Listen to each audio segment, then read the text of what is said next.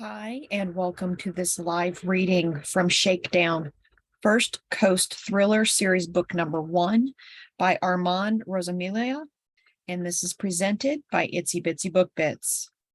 Chapter 1.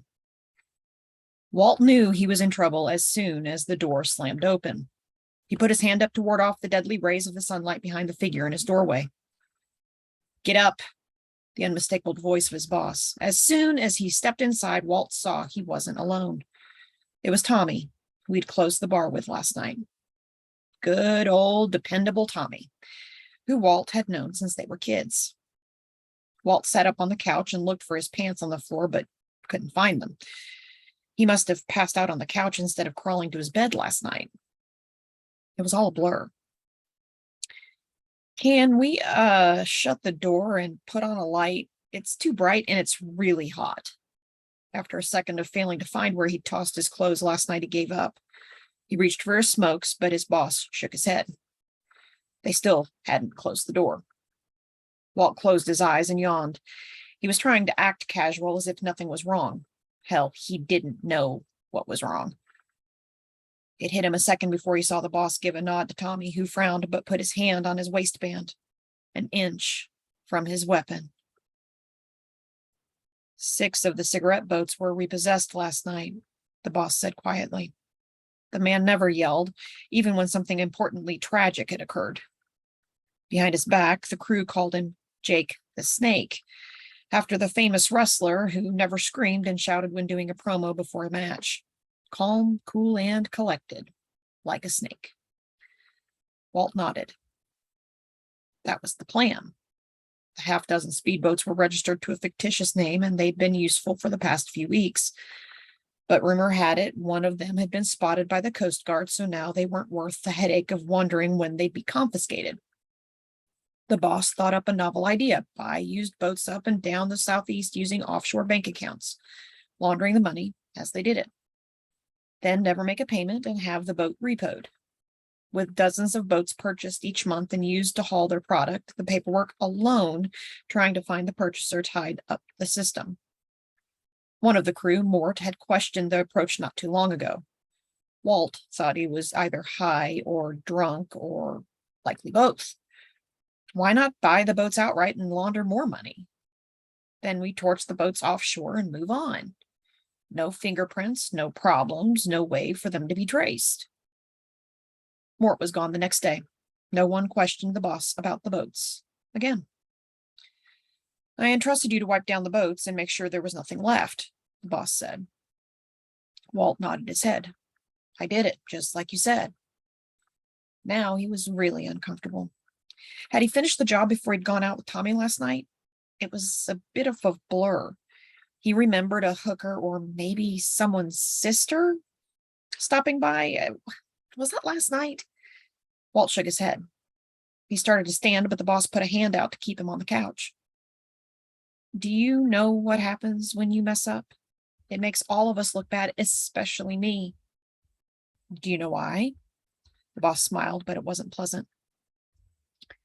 "Because you put everyone in jeopardy?" Walt asked. He thought he should know the answer to the question, but his head was jumbled with so many thoughts.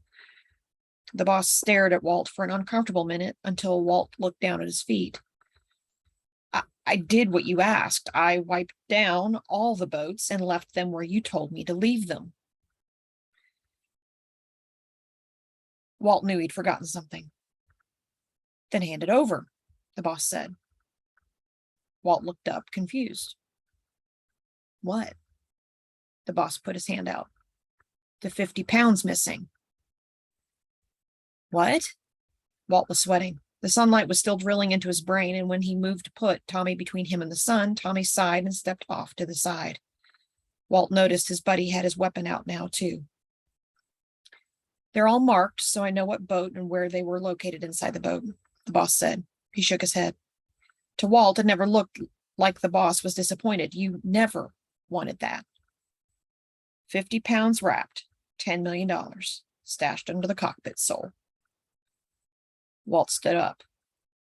"Wait, what?" "If you'd been counting the packages like you're supposed to, you would have known there was an extra package in one of the boats." This was a special request from a very important person who looks the other way when our boats come into this area. It was your responsibility to make sure it wasn't left carelessly. You're on the hook. The boss glanced at Tommy. I knew you hadn't found an extra bundle because you would have told Tommy last night. I'm really sorry, boss. I swear it was an oversight. Give me another chance, Walt said. The boss shook his head. This isn't the first time you've been sloppy. I've given you enough chances. More than your 3 allotted strikes, too. While you and Tommy were out drinking, I lost millions of dollars on my watch. How does that make me look to my boss, who I have to answer to? Not good. Walt sat back down on the couch. I'll find the boat.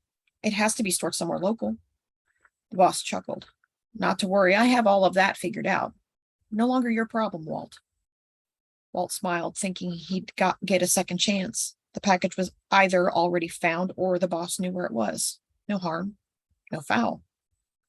The smile faded when Tommy stepped forward and Walt was looking down the barrel of a gun.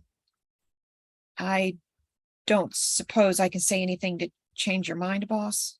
Walt asked. He knew this was the end. He knew he had 2 options, smile in the face of death and lean into it with no regrets, or beg for mercy and cry like a baby.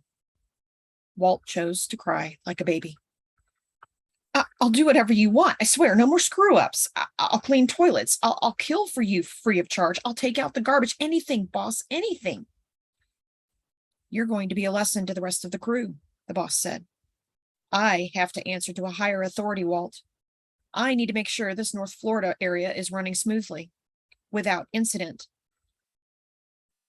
Do you think I like giving the boats over to the authorities? No. If it was up to me, we'd burn them to the waterline, but, boss shrugged, I do what needs to be done. No questions, no deviations, no part of the job can be sloppy or missed.